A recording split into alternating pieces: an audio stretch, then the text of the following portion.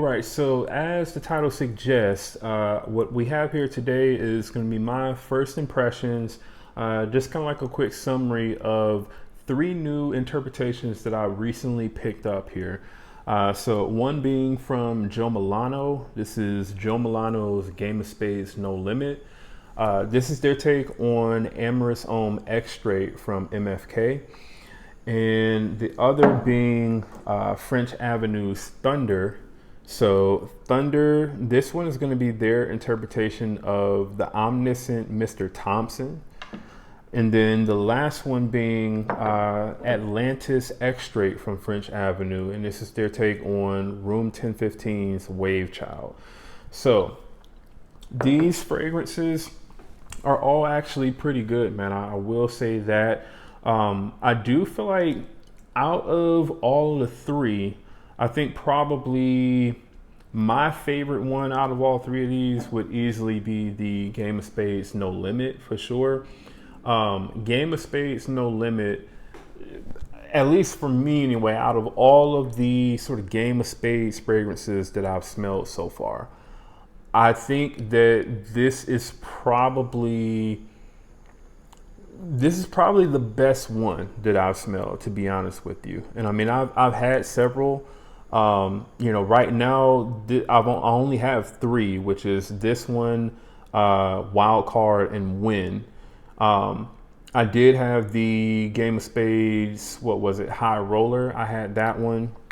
That was the Aventus or Absolute Aventus interpretation. I felt like there were definitely better interpretations of that one out, so I got rid of that one. I've had the Opal. That one was the Louis Vuitton Lovers one. I felt like Lovers kind of blew that one out of the water. And then I've had Emerald, which was their take on Symphony.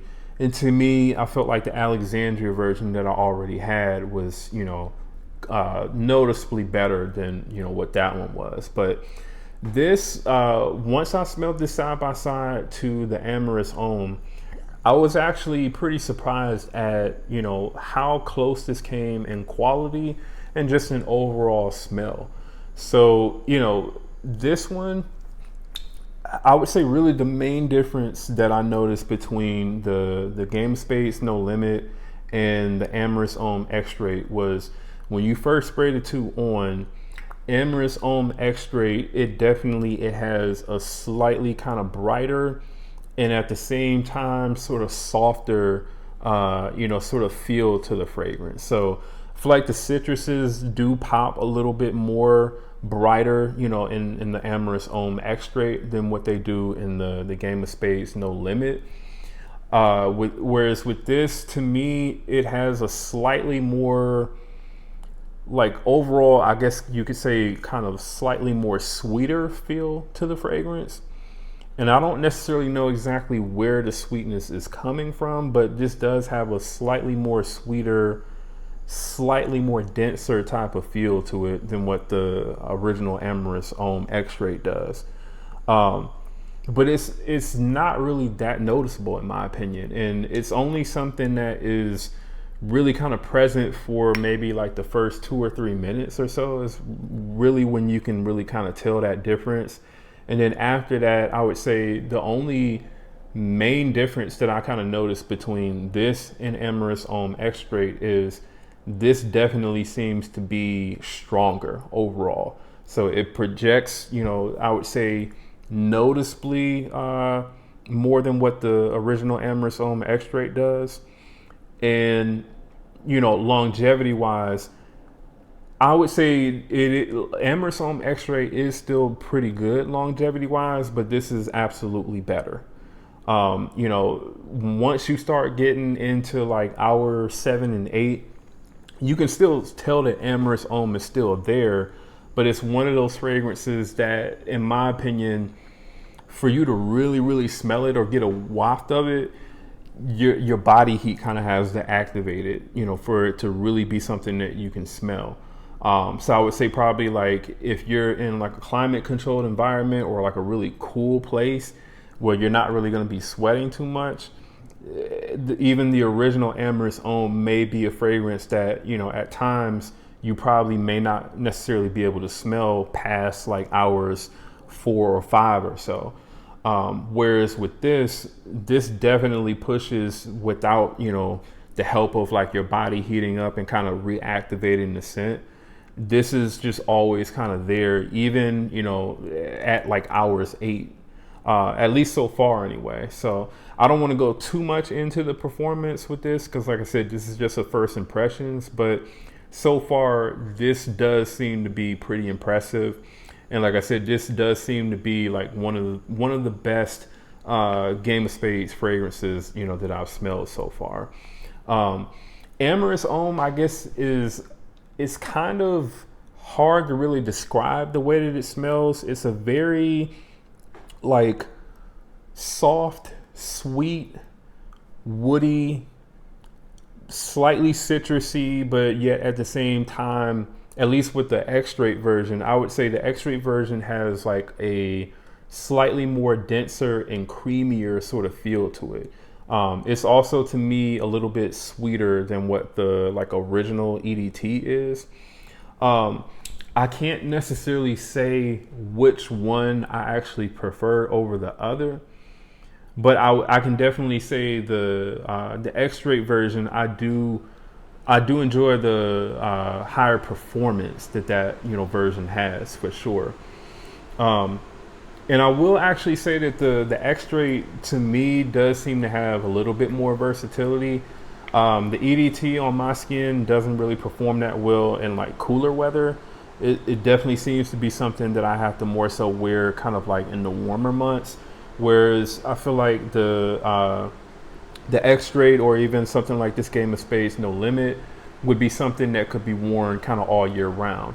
I would just say probably if you were to wear something like Game of Spades No Limit in the summertime, it could still be done, but you just probably would want to pay more attention to how many times you spray it. All right. But yeah, man, this is actually a very, very good interpretation of Amorous X-Straight. The scent overall may not necessarily be for everyone, but at least for me, man, I really enjoy it. So, I would say if you like really kind of sweet, woody, and when I say sweet, not like super vanillic or anything like that. It's just kind of like a sweet, woodsy type of smell mixed with citruses. And I believe there's even some other sort of sweeter notes that are in the note breakdown of Amorous Homme as well that kind of add to the sweetness to this. But it's a very, very, in my opinion, kind of mass appealing, like sweet, woody, masculine type of scent. All right. So again, man, definitely check out Game of Spades No Limit. The next one is French Avenue Thunder.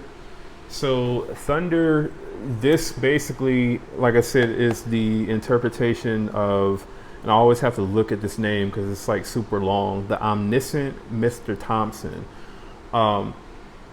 This is kind of like, to me, a slightly more easier to wear, or I guess you could say like a slightly more niche version of something like Dior Homme. Like Dior Homme Intense, like, those types of scents. To me, the iris in like the Dior Homme fragrances are a lot more like powdery and more, they have more of like that makeup type of feel to them. Whereas I feel like this, the Omniscient Mr. Thompson, and even the Thunder, they have a little bit more easier to wear iris, in my opinion. They don't come across as kind of like makeup-y, in my opinion, which to me, that definitely makes them a little bit more wearable for me. Now, Dior Homme has definitely, that's grown on me over the years for sure. But I do think that this is the better scent profile. Obviously, the Penhaligon's is going to cost, more for sure. But I do actually like this a lot. And instead of it having like, because to me, Dior Homme kind of has like more of like a greener sort of feel and smell to it. This has, in my opinion, more of a, like a woodier, type of feel, like a woodier and a leathery, more of a leathery type of feel to it. Although I don't think leather is actually like in the note breakdown. That's kind of like the feel that I get from this is it's a little bit more woodier and leathery. And to me, overall, it just smells a little bit more masculine than something like, Dior Homme does. Now, the differences between Thunder and the Omniscient Mr. Thompson, I would say mainly are in the opening, and they're more magnified on a tester strip than what they are on skin. So what I get in the initial opening of the Omniscient Mr. Thompson is you're getting kind of like that powdery sort of iris that you would get, and you're getting like a very kind of like woody sort of background as well. Whereas with the Thunder, the main difference that I get is Thunder to me almost kind of has like it has a powdery iris, but to me it's not as high quality and it's not as powdery as what it is in the original Omniscient Mr. Thompson. And this also comes across slightly, it has a nutty sort of undertone to it. So instead of you like right away kind of getting like that same sort of like woody and almost sort of leathery sort of background or backbone that you get from the Omniscient Mr. Thompson, this Thunder, it kind of has like a woody and nutty sort of feel. Now, like I mentioned, that nutty feel, that for whatever reason seems to be a lot more prominent on the tester strip than what it is on skin.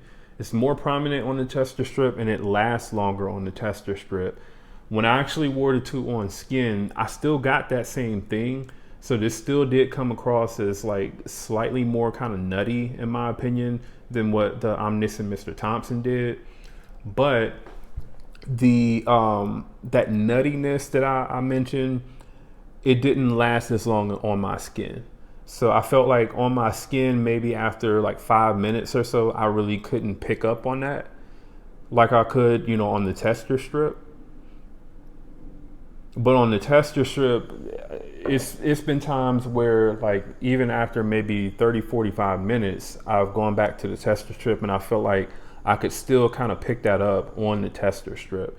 So those are the main differences really that I would say. And then also I will say that the Omniscient Mr. Thompson, at least on my skin anyway, it does seem to project a little bit stronger than what Thunder does. This does seem to be like slightly kind of watered down compared to, the original Penhaligon's. But I will say though, this is still, relatively close to the original fragrance. I can't say the same for the other one that came in this line, this Firestorm. Now I know I mentioned before in the previous video that the original fragrance, I kind of felt like gave me like a Dior Homme, sort of feel as well. I still kind of maintain that because like the way that the iris is done in this fragrance, it does remind me of that fragrance. But this is definitely like much more kind of like vanillic for sure. Vanillic, and like it has like a incense, sort of smokiness to it.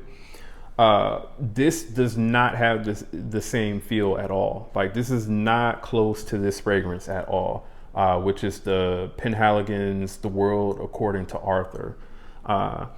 This is not close to that fragrance at all.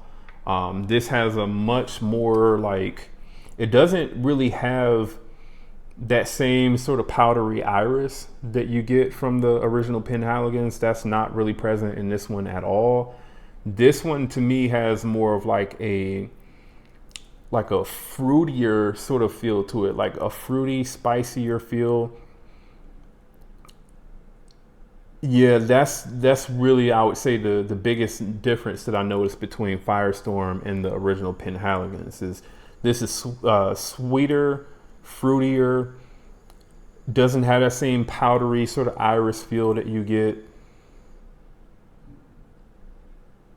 and it just overall is the texture is completely different.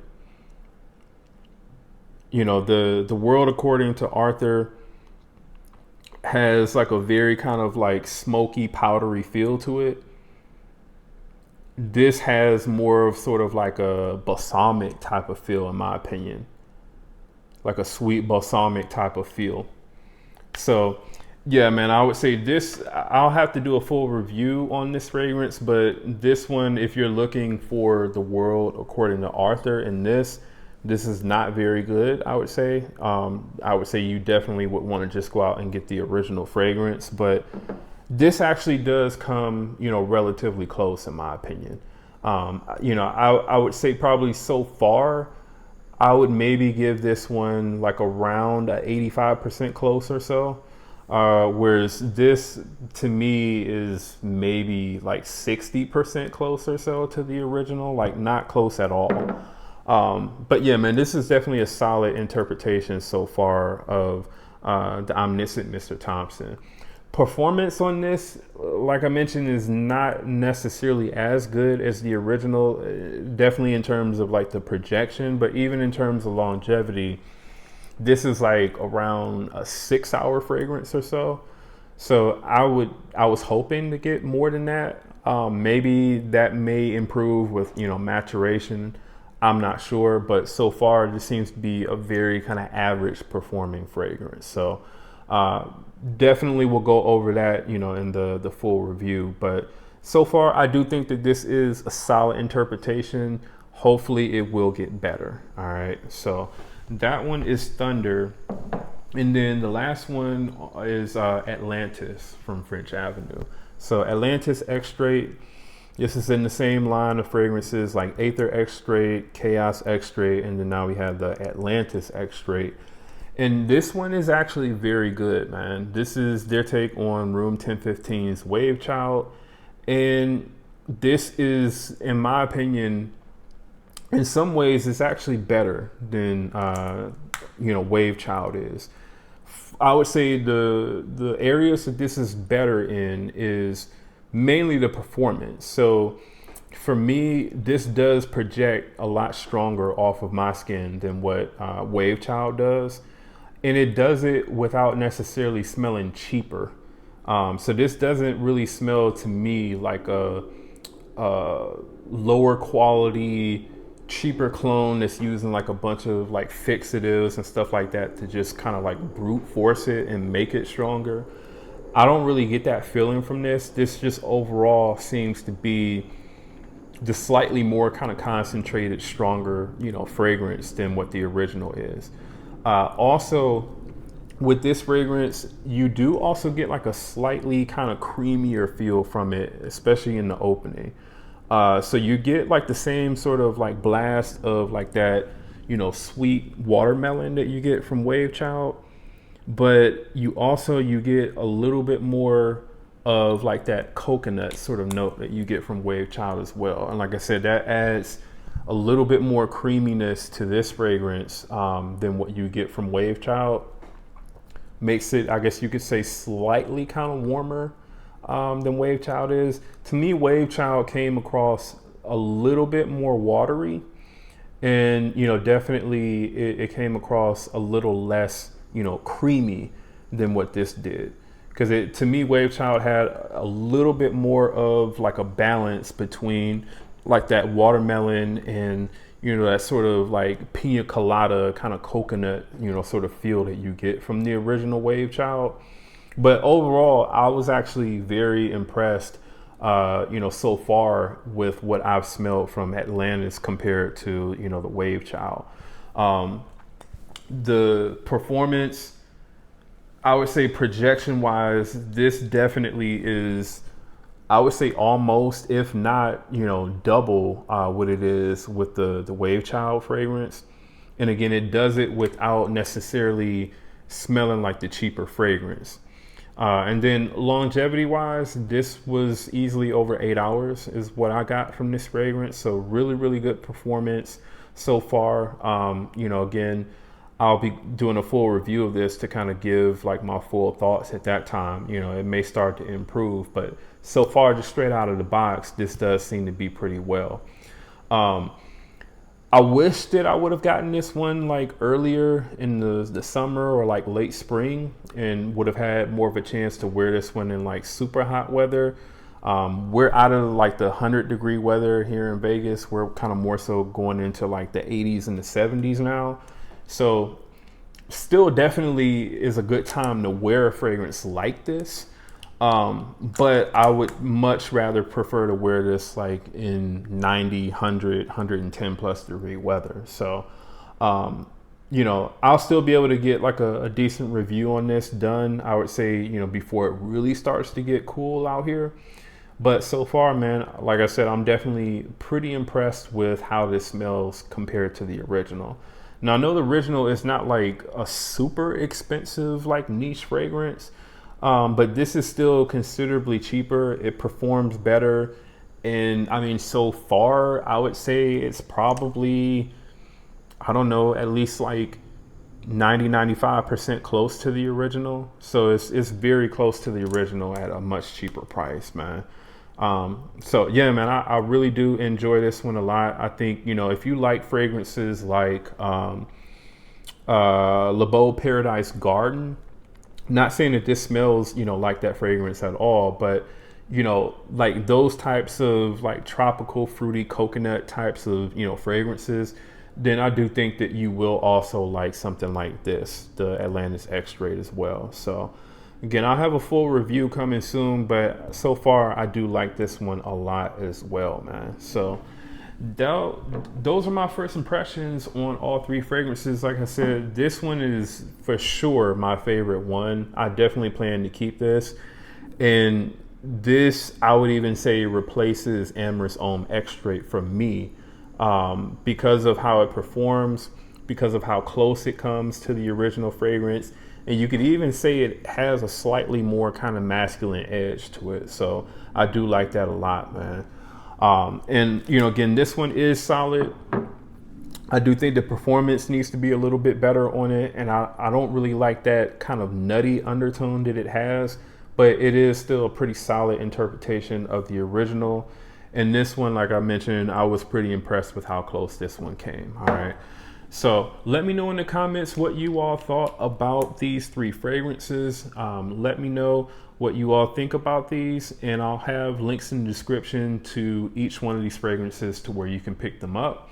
Also, if you're brand new to the channel, do me a favor, go ahead and subscribe. And again, that's Jamar from Vegas Scents. I'll see you all in the next video.